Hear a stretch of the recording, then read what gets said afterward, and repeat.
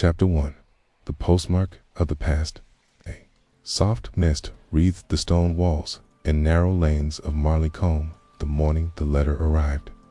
The village, with its Tudor-beamed cottages, rose-draped fences, and the steady chime of the church bell at 8, stirred awake like any other autumn day. Leaves crunched underfoot, and chimney smoke wove lazy threads into the gray sky. Miss Sylvia Peretta, widow of the late Gerald Peretta, had been up since 5, though she'd never admit it. Her home, Cherry Hollow Cottage, carried the faint scent of dried lavender and wood polish, echoes of a time long gone. Sylvia walked briskly to her gate, boots polished, hat firmly pinned, and collected the Morning Post. 3 envelopes. One from her grocer, one from her niece in Dorset, and a third, heavier, yellower, stranger. The stamp, nearly faded, bore a young Queen Elizabeth II, the postmark reading October 1st, 1975. 50 years ago, to the day. Her breath caught. The handwriting, faint but legible, had bled slightly, as if the ink had wept over decades. Addressed to Mr. Gerald Peretta, her husband, dead 21 years, the sender, T. Ellery, Sylvia's. Hands trembled. She clasped them tightly, hiding her unease from prying eyes, though no one watched. She stood in the morning chill, staring at the letter as if it might vanish, then turned, walked inside, and shut the door. Marleycombe resisted change, clung to Sunday roasts, church bells that marked more than time, and gossip that spread faster than truth. Within 4 hours, the letter was the village's obsession. Mrs. Bolton at the bakery told Margaret Hillington, the postmistress. Margaret told Dr. Penrose's receptionist, who shared it, breathless, with the vicar's sister at choir practice. By dusk, everyone knew Sylvia had received a letter for her late husband, dated before most villagers were born. Unopened, Miss Jane Marple, of course, heard the news. She always did. She never interfered, at least. That's what she said, but those who knew her understood her curiosity needed only opportunity, not encouragement. She was at her cottage overlooking the village green when Mrs. Edgewater arrived, the doorbell chiming softly. Miss Marple opened the door, her blue eyes, sharper than her years, suggested. "I brought your wool," Mrs. Edgewater said, her voice bright with gossip and something quite peculiar. "Come in," Miss Marple replied, taking the parcel. "I've just made tea." They settled in the drawing room, a fire crackling softly behind the iron grate. Outside, the mist was lifting, and faint laughter from schoolchildren drifted through the hedgerows. "Have you heard?" Mrs. Edgewater leaned forward, barely containing herself. Sylvia Peretta received a letter. Not just any letter, one dated 50 years ago, for Gerald. Miss Marple stirred her pterodactyl system. T, her expression unchanged. Fascinating. Was it opened? "No, not yet," Mrs. Edgewater replied. "She says she doesn't want to, that the past should stay buried. But imagine, Jane, something from the dead. What if it's a warning or a confession of something dreadful?" Miss Marple gazed into the steam curling from her cup. People don't send letters from nowhere after half a century. The question is, why now? And why her? "She's terrified. Poor thing," Mrs. Edgewater said, went white as milk when she saw the name. Miss Marple said nothing, but a flicker crossed her face, not recognition of the name, but of something subtler. Timing, life, she often thought, was rarely random. That evening, Sylvia sat alone in her kitchen, the letter resting on the table like a weight. The room was silent, save for the ticking of the old grandfather clock in the hall. She hadn't eaten, hadn't moved for hours, her eyes fixed on the letter, then shifting to the drawer where Gerald's things remained, his cufflinks, his fountain pen, a photograph she couldn't bear to discard. Her chapter 2 whispers beneath the ivy date. Every Friday she wore her red will coat, a scarf tucked tightly at her neck. She saw Margaret Hillington approach, a hurried look about her. "She's dead," Margaret said breathlessly. "Sylvia Peretta." They found her this morning in the field by Briar Lane. Miss Marple's hand paused mid-motion with the birdseed. What happened, doctor says? It was a fall, but the letter. Miss Marple, it was torn, opened, crumpled. Beside her, there was a silence between thumb. Miss Marple looked out across the frost-dusted quads. The past, it seems, arrived after all. Chapter 2, whispers beneath. The ivy news travels fast in any village, but in Marley it travels. Urgency carried in hushed voices, knowing glances, and the clinking off to cups. By midday, the entire village knew that Sylvia Petta was dead. The official word from Dr. Penrose was that she had suffered a fall, a tragic accident, likely dizziness, he said. She wasn't young anymore, but those who'd seen her body, especially Constable Raina, who arrived before dawn, whispered. A boofed bruises on her neck, the expression on her face, and the way her hands were clenched. What truly unsettled them, however, was the detail. No one could explain. The letter, now open, had been torn. It had been snatched, read in haste, or fought over, and it lay beside her, embittered, like a final confession that no one understood. Miss Marple, for her part, did not make a scene. She did not demand to see the body. She simply went home, boiled water for tea, and began to knit. It was something about the rhythm of it, the looping, the quiet discipline that helped her think, and she needed to think. Echoes. She had seen too many accidents in her long years not to notice the signs of intent hidden within chows. The first question in her mind wasn't how Sylvia had died.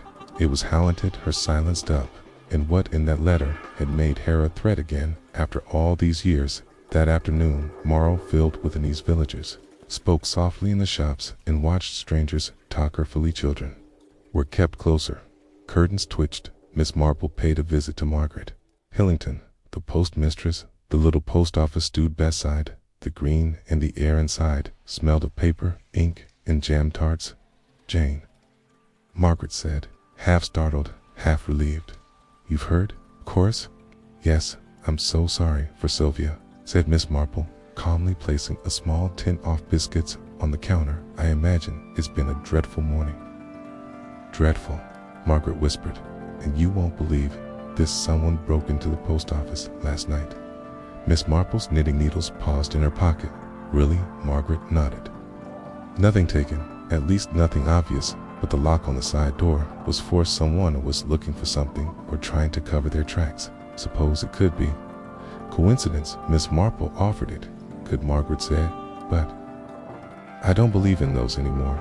At the vicarage that evening, a quiet meeting was held. Present were Thevacar, Mrs. Byell, Dr. Penrose, and Constable Rayner. Miss Marple was invited, though no one said aloud that it was at her suggestion. We can't go frighten the entire village, said the vicar, rubbing his temples. Sedan Chapin, I've treated Sylvia for years, said Dr. Penrose. Her heart wasn't perfected. She may have tripped. We can't jump two wild conclusions. But someone left a flower on her step the night before she died, said Raina. And that letter, something about it feels off. Miss Marple didn't interrupt. She simply watched, observed. It was from a man named Thomas Ellery, added the vicar, an old friend of Gerald's, apparently, but no one remembers him. Not even Sylvia ever spoke. Old fiend. Miss Marple finally spoke. Her voice was soft, but carried clearly. If Simeon isn't a letter 50 years ago, and it went missing, might we ask why it was missing? Gand. Why now it should suddenly arrive? It takes great care for something to be delayed exactly that long. There was silence. Believe, she said gently, that whoever wanted that letter hidden once has failed, and someone else is now trying to undo the damage. That night, as Marley slept under a restless sky, Miss Marple sat by the fireplace in her sitting room. The flames flickered gently across her lined face. Her cat, Primrose, lay curled at her feet. She held an old notebook in her lap. Her village chronicles, as she called them, observations, names, patterns, she wrote. Sylvia receives a letter, unopened letter, dated 1975, posted from Cudden Thomas Ellery Canone to village. Sylvia, dead within 36 hours. Letter, now missing. She paused. Finch added, letter was not meant to reach her. Someone is terrified of what it said was. Gerald, hiding something? She closed the book and looked into thaw fire. 50 years is a long time to keep a secret, she murmured, but they always find a way to resurface. At Cherry Hollow Cottage, Constable Rain, Chapter 3. The man who never existed treaded under cover of dusk to look again. He wandered past the hydrangea bushes toward the garden shed, then touched the old compost heap. Something caught his eye, a burn mark.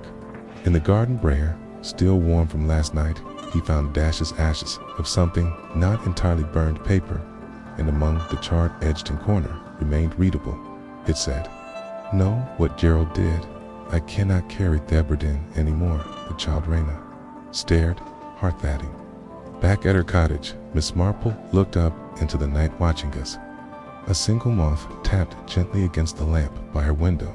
She whispered to herself, someone is trying to erase the past, but memory, like ivy, finds its way through every crack. Chapter 3. The man who never existed. The day after. Sylvia Petter's death, Marley Combe, or its grief like Athen. Uncomfortable coat people whispered condolences and clutched their handbags tighter. The bakery sold fewer scone, the church bell tolled once. For Sylvia, and though she had never been particularly beloved, more respected than liked, her death had unsettled something deeper than sentiment, because everyone knew it wasn't just an accident. Miss Marple walked quietly through the village that morning, her scarf tucked against the breeze, her footsteps soft on the cobbles. She made no inquiries, no appearances of suspicion, but she noticed things: a lace curtain drawn at the wrong hour, a lockador on a shed that was usually open, the gardener at Hillen Manor working with contractors' urgency trimming hedges that needed no trimming, and she noticed said something else. Everyone was talking about Thomas Ellery, but no one could say ho. He was the local archive, sat in a back room of the Marley Library, Tuckett Bend. A creaking door and two dusty cabinets of parish records. Miss Marple gloves, removed spectacles, settled on the tip of her nose, leafed through old property records, school logs, and voter rolls from the 1960s and 7 South. Nothing of Thomas Ellery, no post, no occupation, no birth certificate in the village notiven, a mention in the Marley Gazette's back issues. It was as though he had never existed, except she found one note in a dated parish. Wedding announcement from September 1975, under the guest list for Gerald and Sylvia Paredes' 20th wedding anniversary gathering. A single handwritten name appeared. In the margins, Thomas Ebit, delayed. That was all. No last name, no context, just delayed.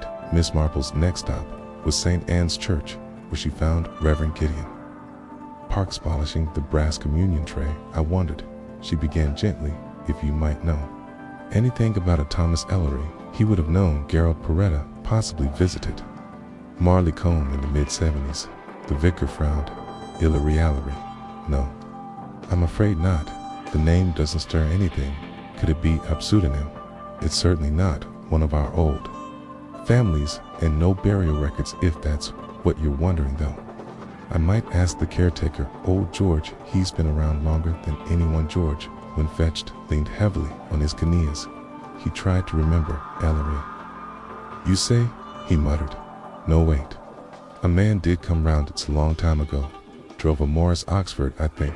Sat in the back of the chapel for a funeral. Didn't speak. Key to no one left before the service ended. Do you recall whose funeral it was? Asked Miss Marple. He scratched his hedgerows. Brother, I think Henry fell off a ladder. 1975. Wasn't it Orclose that evening? Miss Marple sat at her writing desk, her notebook open once again.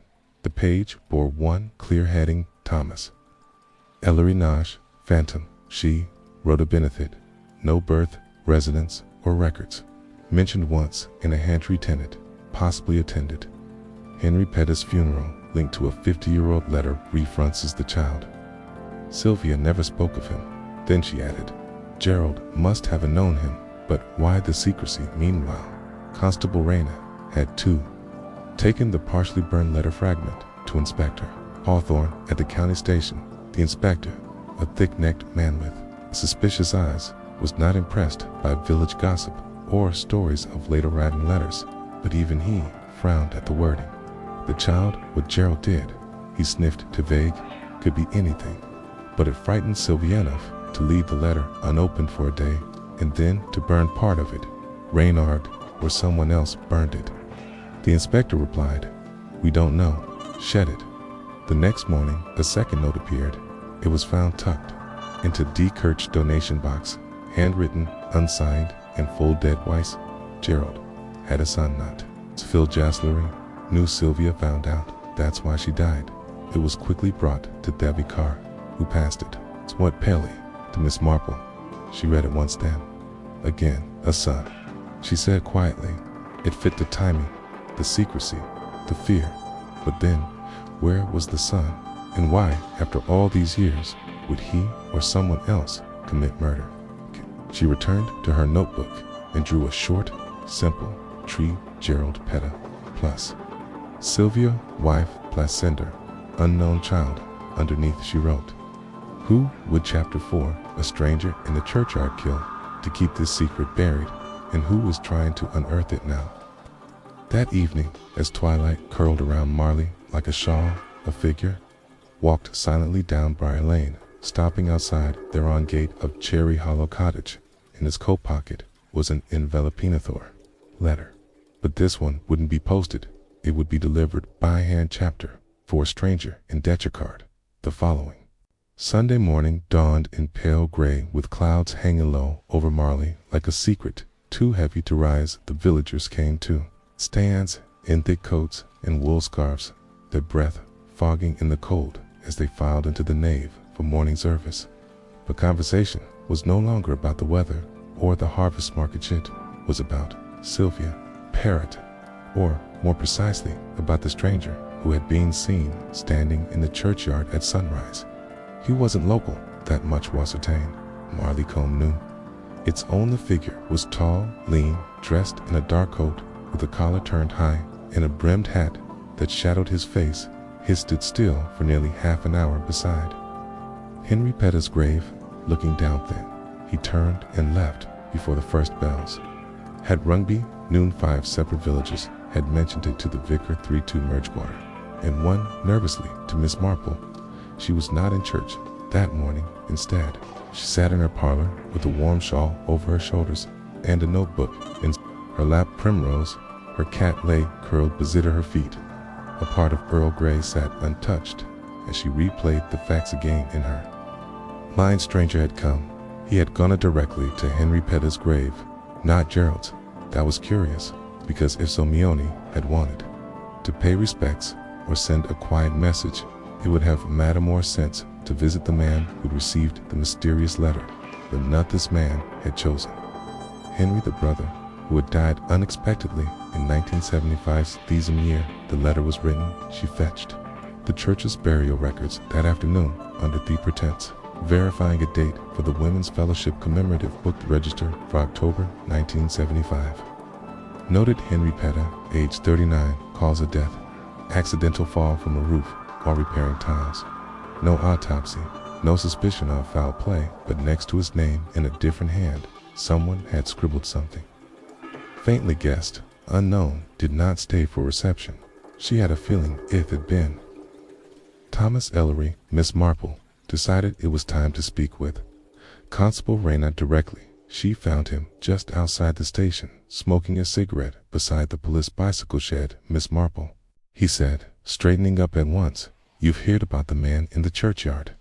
"I have," she said gently, "and I wonder if you might do something for me. Could you look up any births registered to Gerald Peretta, especially ones outside his marriage to Sylvia Rayna? Linked, you believe he had a child?" "I believe someone does," she said, "and I also believe that if a child existed, the arrival of that letter and Sylvia's death are connected to. It is quite possible someone thinks the child, if alive, is about to claim something or reveal something.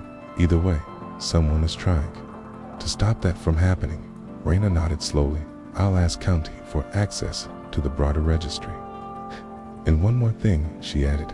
Please see if there were any investigations into Henry Ketta's death, even informal ones. Something doesn't sit right. That evening, another whisper made its way through Marlene. Mrs. Larch, the elderly woman whom worked as the Page's housekeeper, had been taken to hospital. Miss Marple wasted no time, made her way to the county hospital the next morning, bringing a flask of broth and a small bouquet of violets. She had always found that people spoke more easily when they felt cared for. Murs, large, gray, and bird-like in her hospital bed, blinked up at her. Jane Marple, she whispered, you haven't changed. Only grown older. Miss Marple smiled. Booty thought, I might ask you something that's been on my mind. The old woman shifted about. Sylvia, yes, and Gerald and a man named Thomas Ellery. At that, Mrs. Larch grew still, very still. After a pause, she said, I thought that name was buried long ago. Miss Marple waited patiently. He came in 75. I remember because I'd just bought new drapes, and Gerald didn't like them, said they reminded him of something from a place he never wanted to see again. Thomas was a friend, or that's what Gerald said.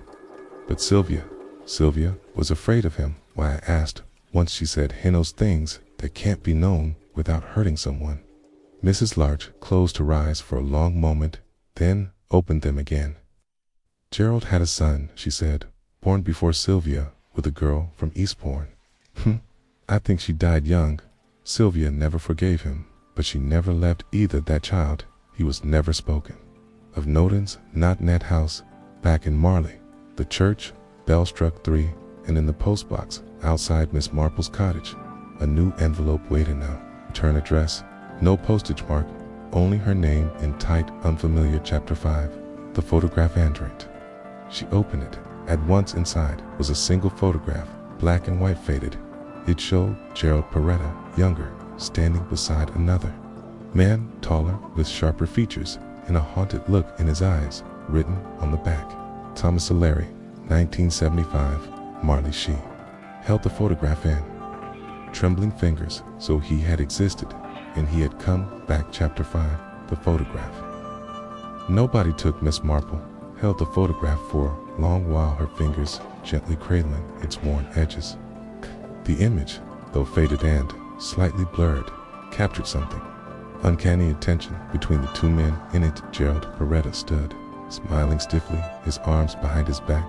The man beside him, Thomas Ellery, looked directly at the camera, unsmiling, with eyes that seemed to see through the photographer and out into something much darker. There was something strange, a boutique, not just the content, but the photograph itself. It was printed on Madorn photographic paper, not a T from the 1970s, not even from the 1990s. No, T's was recent, possibly within the last year, and yet the image was unmistakably old.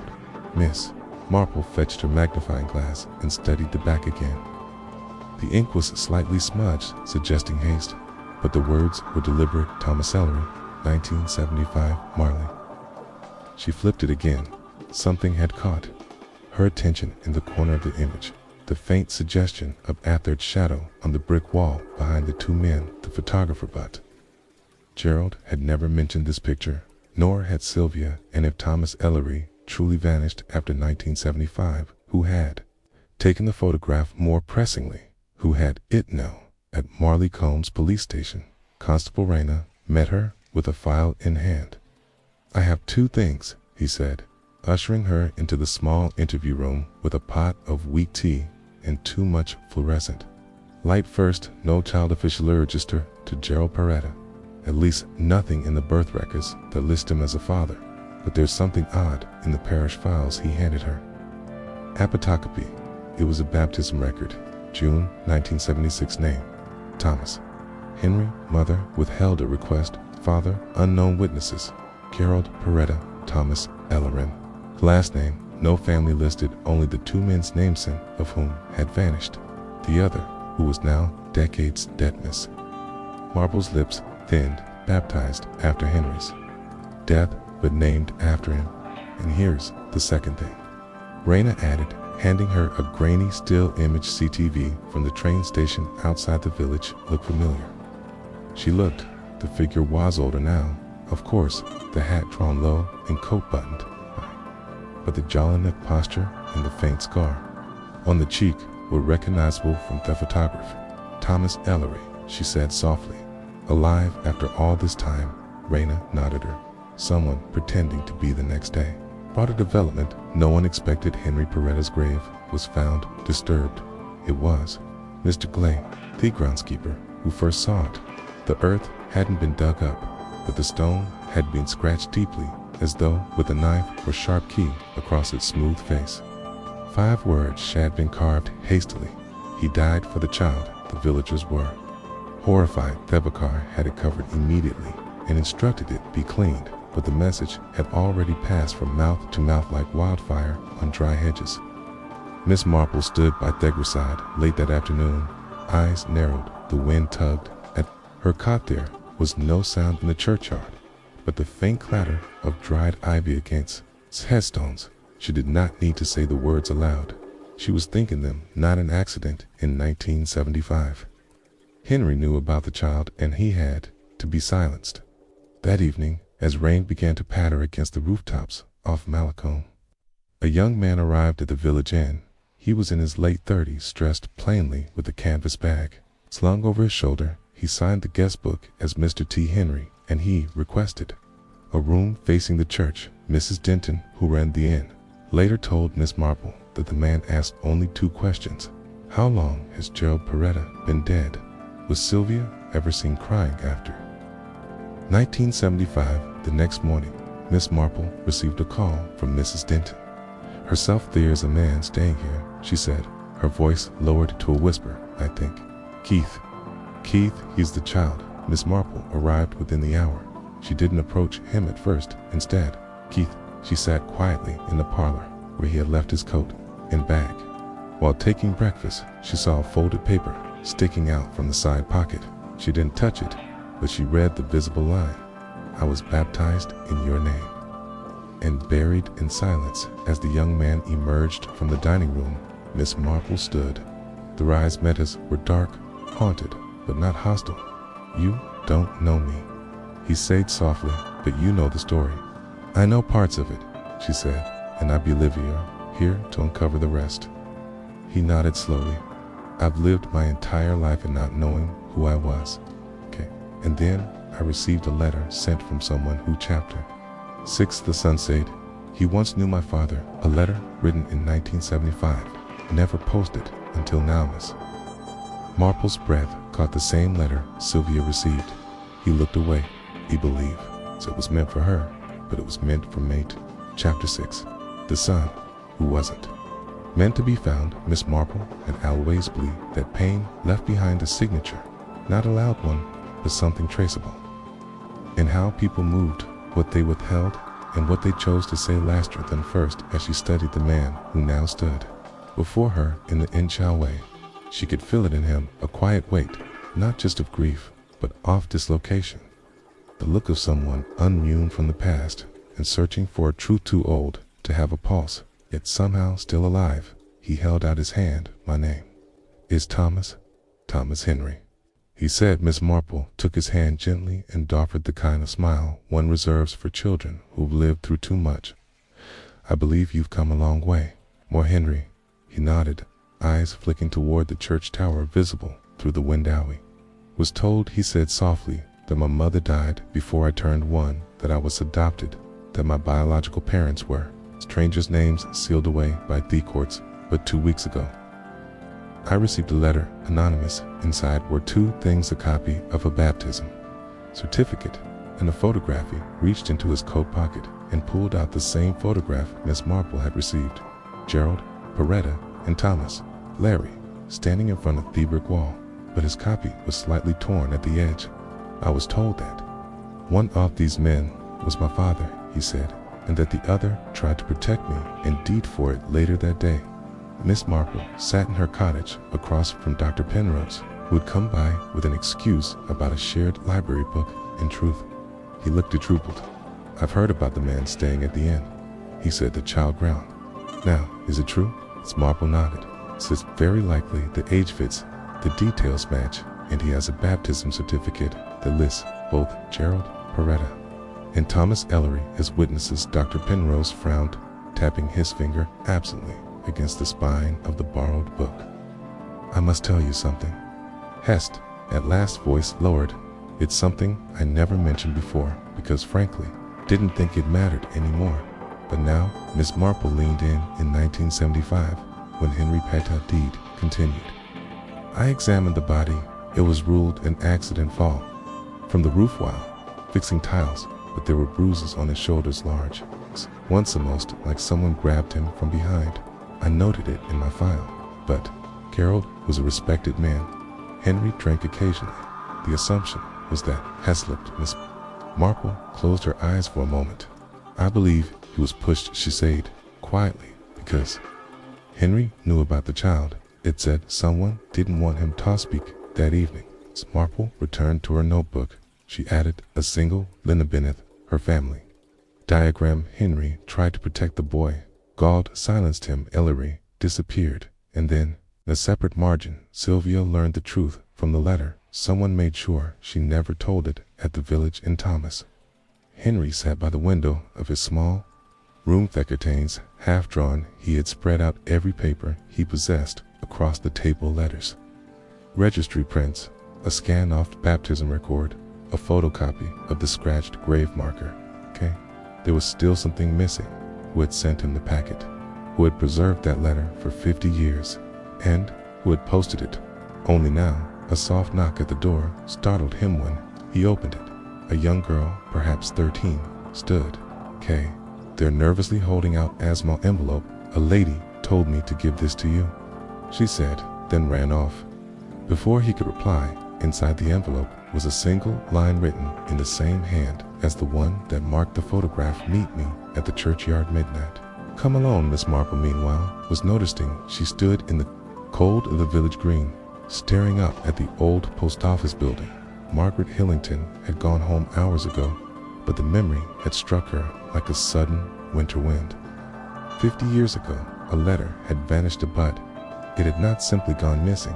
It had been intercepted and then possibly hidden. The lock on the archive drawer had always been a little stiff, hadn't tightened. No one thought to question it. She walked home briskly and pulled a third local postal rotor records, something she had saved out of curiosity in Hobbage, flipped to 1975. The man in charge of mail sorting that autumn, Gerald Perrott himself. Midnight churchyard, Thomas. Henry moved quietly under the bare branches, his boots sinking slightly into the damp grass. The grave of Henry Peretta stood before him, solemn, unmoving. He waited. Then a figure stepped out from behind the old yew tree.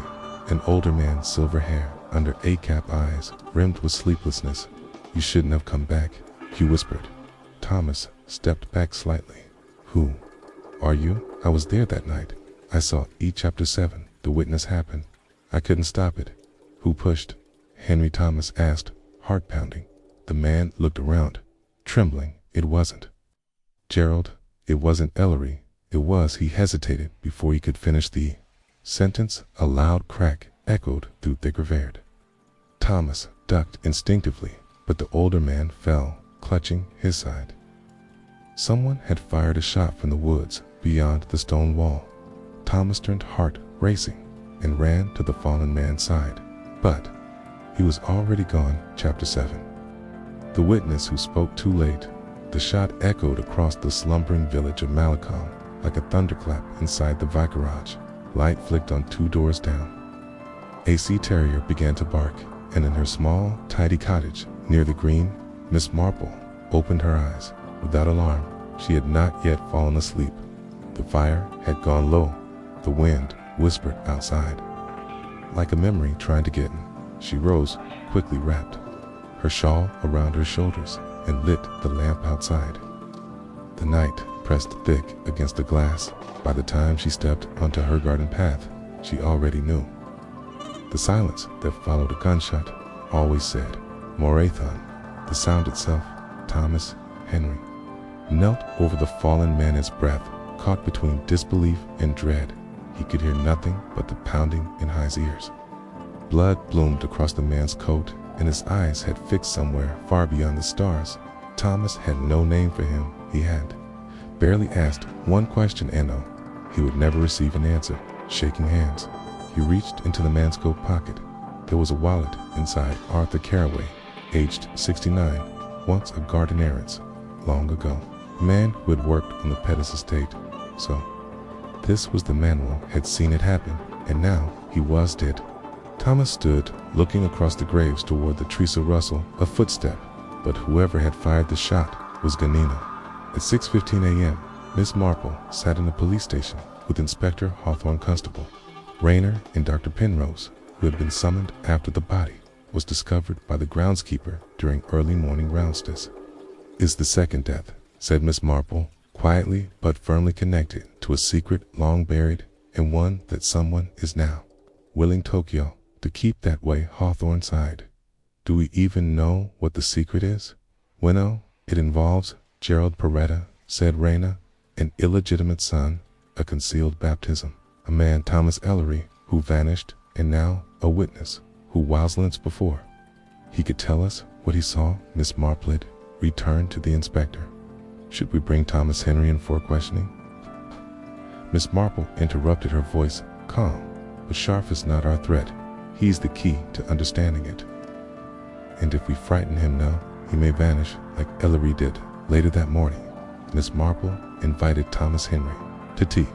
He arrived with eyes that hadn't slept, wearing the same coat from night before, now stained faintly at the cuff. They killed him. He said, still dazed. "He was trying to tell me something about Henry Pettis' death." Miss Marple poured the tea slowly, gently. "They didn't just kill him. Mr. Henry left a man who buried guilt for 50 years, and that tells me that what he saw in 1975, when your Uncle Henry died, was no accident." Thomas nodded faintly. Miss Marple took a sip and continued. "There's a pattern to this. Ellery disappears, Henry dies. Sylvia receives a letter she never expected, and now a witness who waited decades to speak is gone." She looked at him carefully. "Tell me again what the letter you received said." The exact wordstones. Reached into his coat pocket and unfolded the creased page. The handwriting was thin and erratic, but legible. "You were never meant to. Before Guyton Gerald did what he did to protect himself. Henry tried to stop Itend. He paid the price. Sylvia never knew the truth until it was too late. I treated. God knows I tried." There was no signature. Miss Marple leaned back, slow eyes narrowing. "Whoever wrote this," she murmured, "wanted you to know butt code and risk being known themselves." Meanwhile, Constable Rayner was back at the Marley Library archives, digging through back issues of the Marley Gazette. It was slow work, page after page of garden, club announcements, school fundraisers, and sheep thefts, until he reached an issue from October 1, 11975. A short column, no larger than a matchbox, tucked beside the obituary section. "Local man dies in fall. Mr. Henry Petta, 39, suffered fatal injuries after falling from the roof of his brothership on Monday." Mr. Petta, a former bookkeeper, had recently returned from Sussex Witness Estate. He had been drinking. "No foul play suspected." Rayner frowned. "Witnesses." He flipped the page. "A letter to the editorians. I saw a man cry for justice and be ignored. Henry Petta didn't fall. He was pushed by silence." Rayner copied it, then called Miss Marple. Chapter 8. The letter immediately that night. Miss Marple sat by her fire, the copy of the 1975 newspaper in her lap, and a fresh sheet open in her notebook. Gerald Peretta had a child. Thomas Ellery helped raise him or hid him. Henry Peretta discovered the truth scrawled, pushed Henry or arranged it. Ellery fled. Sylvia never knew until no Arthur Caraway saw it and was killed. And finally, but who sent the letter? Spess that she knew was the most dangerous person of all. The person one knew everything and was playing both sides. A shadow between the years. A ghost with a pen in the post office. The next morning, Margaret Hillington, opened a drawer to find a buyer-sealed envelope with no stamp, no postmark inside. Was a single sentence typed to Miss Marple is getting too close. She handed it to Raina. With trembling hands outside, the autumn wind howled through hedgerows. In 40, first time in years, Marley did not feel safe. Chapter 8. A trail of ink and ashes. The morning mist clung to Marley Combe like an unspoken thought, softening the lines of the cottages in the traced village seemed to hold its breath, waiting for something to break the silence that had settled in after Terracent events. Miss Marple, however, had never been one for waiting. She had spent her night again studying her notes, piecing together the fragments that had come her way. There was still a piece of the puzzle missing, but she felt its presence like a shadow at the edge of her vision. It was there, just out of reach. She needed only one more nudge to bring it into focus. That morning, Miss Marple made her way to the village churchyard, the heavy iron gates creaking open. As she passed it through, she had already spoken to Dr. Penrose earlier, and after a few more hours of contemplation, she had made her decision. She needed answers, and she needed them from someone who had been there, not the living, but the dead. She had been to the Pettis family plot before, but today she stood in front of Henry Pettis' grave, looking down at the freshly disturbed earth.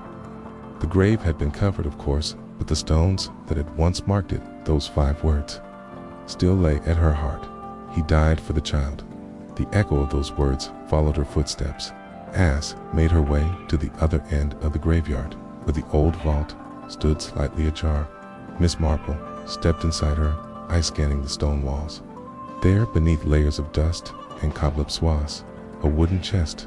It was old, made of oak, with the brass hinges that gleamed under her careful touch. She had suspected this moment would come, and so, with a quiet determination, spew I always carried with her, she pried open the light. Inside was a pile of letters, torn yellowed with age and carefully bundled together, and beside them a small leather-bound journal, its pages brittle with time. Miss Marple carefully picked it, upturning it over in her hands. It felt like something important, like a key to a door she had yet to open. She sat down carefully on the cold stone floor, her fingers moving to flip the journal open.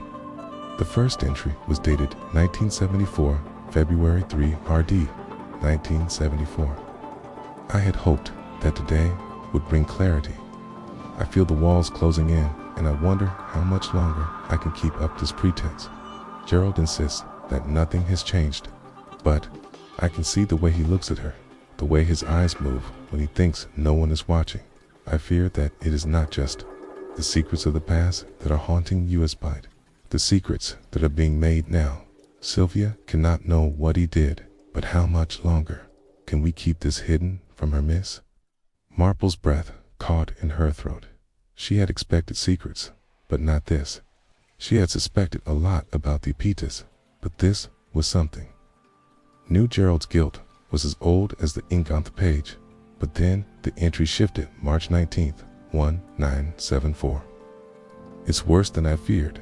Sylvia is starting to ask questions, and I can't silence her. She knows something's wrong. She doesn't know what, but she's getting closer. I think it's time to tell her, but how? How do I explain to her the lies I've carried for all these years? How do I tell her that our son is out there somewhere? And how do I tell her that his exits in school tear everything apart?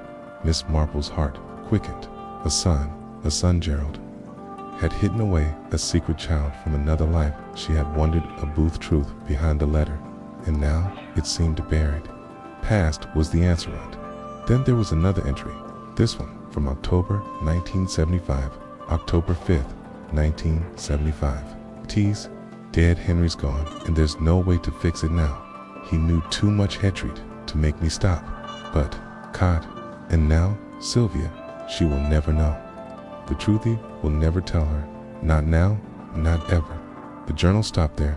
Miss Marple closed the book slowly, a heavy silence filling the air. She had read what she needed to read. She had seen enough. Raina, who had been instructed by Miss Marple to meet her outside the churchyard, was now standing near the gate, looking troubled. he had done his part investigating further into Thomas Henry's background. But the more he dug, the more he found himself hitting dead ends.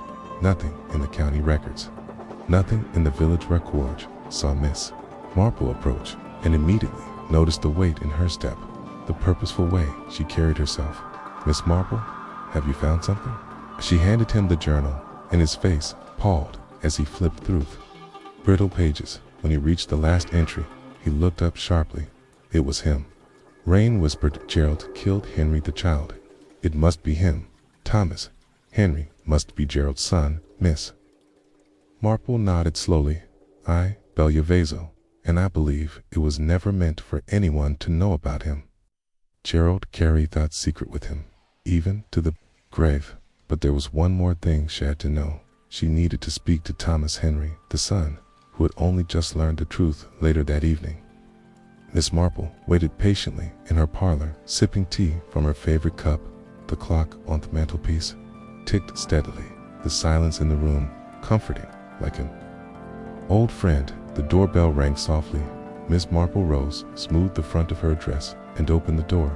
Thomas Henry stood there, his face tired but determined. "I've learned everything," he said softly.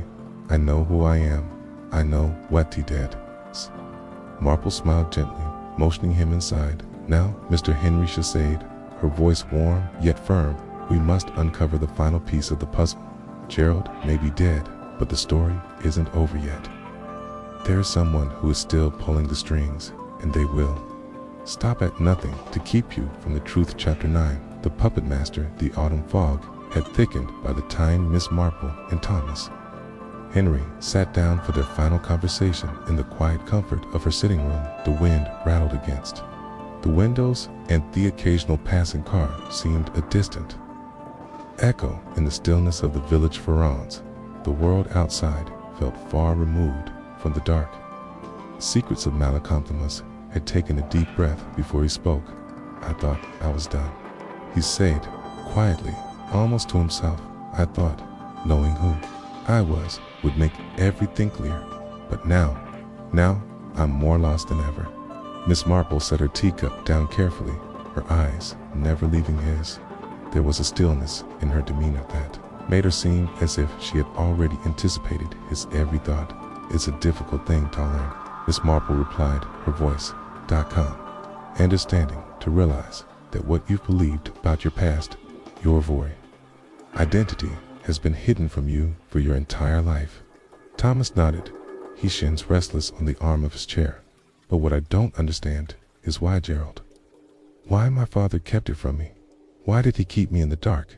Miss Marple gave him a soft, almost imperceptible smile. "That, Mr. Henry, is a question I've been asking myself for some time." The fire crackled softly, casting shadows that flickered across the walls like ghosts. Thomas Henry, the man who had spent his life as a mystery, was finally beginning to see the larger picture, but one part still eluded him: the identity of the person who had orchestrated the entire web of deception. It was clear that Gerald Peretta had hidden his son, his own flesh and blood, away. But why? And more importantly, he was still controlling the strings of this silent, lingering tragedy. Miss Marple leaned forward, her eyes narrowing slightly. "You said something earlier that caught my attention. Mr. Henry, you said you received a letter, one that had been written in 1975, but never posted until recently. A letter that contained the final pieces of the puzzle. But who sent it to you?" Thomas looked up at her, his gaze steady. "I don't know. The letter didn't have a return address. It was simply signed with no name at all." "It's very curious," Miss Marple said thoughtfully. "The person who sent you that letter is key. They know too much about you, and they knew the right to meddle, reveal the truth. But the timing of it all, the fact that they chose now when everything is unraveling, suggests that they're trying to stop something from happening, something that would bring all of this out into the open." Thomas shifted in his seat, his brow furrowed with confusion. "But why now? Why after all these years?" Miss Marple smiled faintly. "Because Mr. Henry, someone is very afraid of you." The evening wore on, the conversation between them flowing easily as the details of the past began to emerge layer by layer. But as the clock struck midnight, Miss Marple knew that the time had come for the next step in this investigation. She needed to know who was behind Decatane, pulling the strings. The following morning, Miss Marple Mead wayed to the village post office, the letter still clenched in her hand. Was her only clue. The handwriting was neat, almost precise, but there was a subtle current of tension in the curves of the words. She showed it to Margaret Hillington, who had been the postmistress in Marleycombe for decades.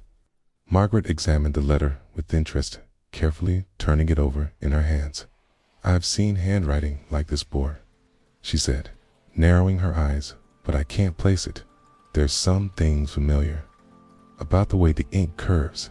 It's a subtle thing, but I'd swear it's immune from this village." Miss Marple's pulse quickened. A local Samine who had lived here for years, someone who knew the Patters and the history, but who and why had they waited until now? Tote. Margaret hesitated. "There's one thing I can tell you though, this letter wasn't sent through the normal channels. It was slipped in between regular parcels. There was no official stamp, no postmarked Miss Marple's heart skipped a beat. A letter sent outside the system, only someone with inside knowledge would know how to do such a thing. Later that afternoon, Dr. Penrose by, as he often did, to check on Miss Marple's health. She took this opportunity to ask him one more question. "Do you know anything about Arthur Carraway?" she asked, her voice steady but probing. Dr. Penrose frowned. "Carraway, you sigh, knew him years ago. He was a gardener, one of the last hired by the Pettisquat fellow, kept to himself, mostly, not much to say about him. Why do you ask, Miss?" Marple paused, her fingers lightly tracing the rim of her teacup. "Arthur Carraway was the man who saw what happened to Henry Peretta," she said, her eyes locking with Dr. Penrose's. "He was the one who witnessed Gerald's actions, and he tried to stop him." Dr. Penrose's face went pale, and he looked away for a moment before speaking. "You're right," he said, his voice lowered. "I've heard rumors over the years about Henry's death, but I never put it together. It was always too far-fetched, too dark. Why did Gerald kill Henry?" Dr. Miss Marple asked, her voice like velvet, yet piercing. Dr. Penrose sat back, his face grave. "Henry knew too much about Gerald's past, Gerald's mistakes. He was going toxposing. It was only a matter of time that night." Miss Marple returned to Tuth Village churchyard, walking among the graves where so many secrets had been buried. She could feel the weight of history pressing on her, a history of lies and hidden truths. It was there in the quiet of the churchyard that she saw someone standing near Henry Petta's grave, a figure in a dark coat head, bowed in quiet contemplation. She approached carefully, her shoes clicking softly against the stone path. As she got closer, the figure turned. It was Arthur Carraway. Miss Marple stepped forward. "You should have told me sooner," she said softly, her voice wavering. Arthur looked up at her, his face pale and weathered eyes filled with a quiet, unspoken sorrow. "I couldn't," he whispered. "Not until now." Chapter 10. The Shadow Behind the Curtain. The village of Malacom had always been a place of quiet routines, but now the weight of its past was pressing down on the people who lived there, and the once innocent streets seemed to hold shadows that stretched far longer than they showed. Miss Marple stood before Arthur Carraway, who had just admitted to knowing more than he'd let on. His voice trembled, but he stood his ground, as if weight of his own secrets had become too much to bear. "I couldn't tell you before, Miss Marple," Arthur said, his voice tight-eyed. "Was too afraid. Gerald Peretta was a man with power. I didn't dare risk exposing him, not after what he did to Henry." Miss Marple took a step closer, her sharp eyes watching him closely. "And what did he do to Henry, Arthur?" Arthur's gaze flickered to the grave of Henry Petta, King, the man who had tried to stand in the way of Gerald's hidden life, the man who had seen the truth and had been silenced for it. Henry knew the truth about Gerald's son's child he had before Sylvia, Arthur said, his voice lowering. "Gerald tried to protect the boy, but Henry couldn't let it go. he was going to expose Gerald, and Gerald couldn't allow that. Miss Marple stood still, absorbing the weight of his words. A secret child, the one thing.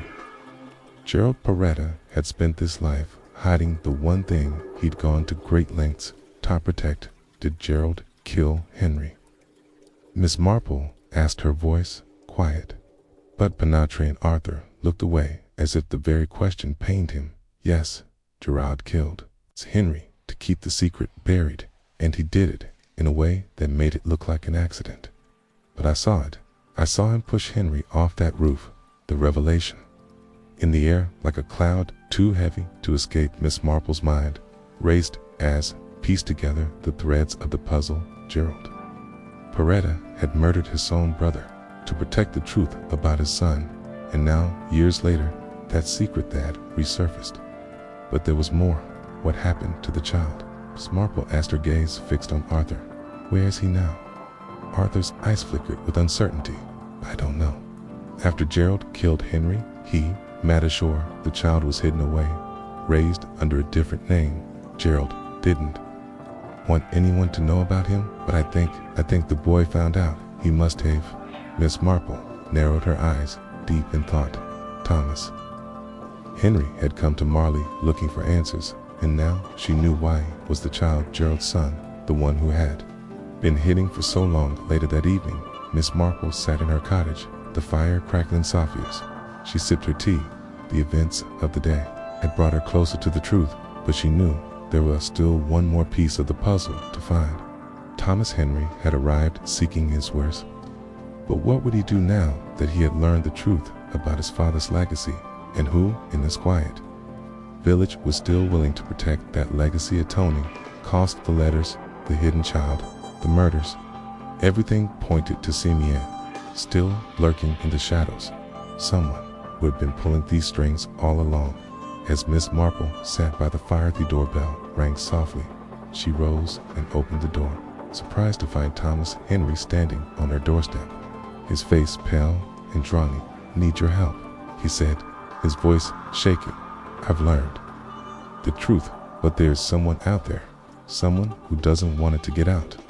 Miss Marple invited him inside, her eyes carefully studying him as he stepped over that threshold. Tell me what happened, Mr. Henry, she said, her tone steady. What have you learned? Thomas Henry sat down across from her, weight of the world on his shoulders. I found out. Who sent Thelator? The one that was meant for me, the one that revealed everything. It wasn't Gerald who sent it, but someone close to him. Someone who knew the truth about me, about my mother, about everything. Miss Marple leaned forward, her eyes sharpening. Who sent the letter? Mr. Henry. Thomas hesitated for a moment, then spoke the name that had haunted the village for so long. Margaret. Linked to Miss Marple sat back, shocked, but not entirely surprised. Margaret Hillington. Postmistress had always been a fixture in Marley Combe. She had always been there, watching, listening, and now she had been the one to bring the truth to light. Margaret Hillington. Miss Marple repeated, her voice barely above a whisper. But why would she'll do such a thing? What does she stand to gain from revealing this secret? Thomas Henry's face was pale, his hands trembling as Heck continued. I don't know, but I'm sure she knows more than she's letting on. She's been involved in this for years. She was there when it all started, and now nauseous, trying to tie up loose ends. Miss Marple's mind raced. Margaret Hillington had been the key all along. She had kept the secret for years, working quietly behind the scenes to protect the legacy of this page, but now it seemed she was trying to control the truth. The question was why, and if Margaret Hillington was the one pulling the strings, then Miss Marple needed to act. Fast at night, as the wind howled outside and the shadows danced across her walls, Miss Marple made her decision. It was time to confront the person who had been hiding in plain sight all these years. Margaret Hillington had been the keeper of the secrets for too long. It was time for the truth to come to light, and the only way to do that was to reveal the puppet master. Chapter 11. The final unraveling. The following morning, Marley Combs seemed quieter than usual. The wind had subsided, and the mist had lifted, revealing the village as it aways was serene, picturesque, and yet now tainted with secrets that no one could ignore. Miss Marple had spent the night carefully considering her next steps. Jeb discovery of Margaret Hillington's involvement in the mystery had shaken her, but it had also clarified the truth. She had spent decades in the shadows controlling the narrative of the Peter family's hidden past, but why the answer Miss Marple knew was buried in the letter. Thomas Henry had received the letter Margaret had sent. Someone had been trying to tie up loose, in someone who felt the weight of that family secret like a millstone around their neck, and now it was time to confront her. That afternoon, Miss Marple made her way to Marlian's post office where Margaret Hillington worked. It wasn't busy at the moment, just a few letters to sort and the quiet hum of the radio playing in the background. But Miss Marple was aware that she wasn't just visiting for tea and a chat today. This conversation would be different, and would be the one that brought everything to light. The moment Margaret saw her, she straightened up from behind the counter and forced a smile. Miss Marple. What a lovely surprise. Miss Marple, Kay, didn't smile back. She simply stepped forward and placed Asmo's envelope on the counter. I'm afraid this isn't a social call, Margaret, Miss Marple said, her voice calm but steady. It's time we had a frank discussion. Margaret's eyes flickered with unease, but she quickly masked it with a practiced air of politeness. Of course. Jane, what's on your mind? I believe you know something about the Peretta family's past, Miss Marple said softly, though her words were cutting. And I believe you know who Thomas Henry is. Margaret's smile faltered. She looked briefly over her shoulder. Her gaze darting around the quiet post office now. Jane, I don't know what you mean. Miss Marple's gaze was sharp. I think you do, Margaret. I think you've been known for years, and I think you've been hiding the truth. It's time for it to come out. Time for you to stop running from the past. Margaret's hands trembled slightly as she folded her arms across her chest, her lips pressed into a tight line. She stared at Miss Marple, her defenses crumbling. Are you doing this? Jane Margaret's voice was quiet, almost pleading. What good will it do? You can't change what's already happened. Miss Marple tilted her head, her tone calm but unyielding. You're right. I can't change the past, but I can help the future. You don't need to protect the secret any longer. It's already cost 2 lives, and it's cost you more than you realize.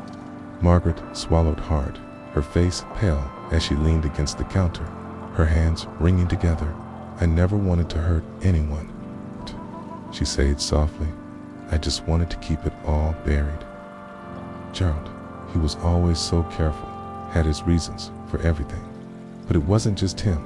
It was all of us Sylvia never knew. And Henry was too reckless. He kept asking questions. Gerald couldn't let him live. Miss Marple's expression hardened. You protected Gerald's secret. Margaret and you helped cover up Amateur. Margaret closed her eyes, a single tear slipping down her cheek. I didn't mean for any of it to happen, I thought that if the truth was kept buried, it would stay in the past. But when Thomas Henry came back, when Hestertad asking questions, I knew it was only a matter of time before it all came out, and I couldn't let that happen. Why? Miss Marple asked, her voice and wavering. Why would you protect a secret that caused so much harm? Margaret wiped her eyes, quickly glancing away. Because I loved Gerald Iowachave, and he loved me in his own way. We had an understanding, and when Henry died, when the child was hidden away, it all seemed like it could stay buried until Thomas started asking, until the letter. Miss Marple's eyes softened slightly, but the resolve was still firm. And you thought that keeping the truth hidden would protect you and everyone else. Margaret nodded slowly. I never meant for anyone to get hurt, but now I see that it's too late. The rest of the conversation was short but impactful. Margaret, though still shaken, admitted that she had been the one to send the letter to Thomas Henry. She had done it in a desperate stint to right a wrong that had fed for years, but the damage had already been done, and the truth once spoken could no longer be kept in the darkest mist. Marple left the post office. Her thoughts were clearer than they had ever been. Margaret Hillington though complicit in the web of lies, had been driven by something far more complex than greed.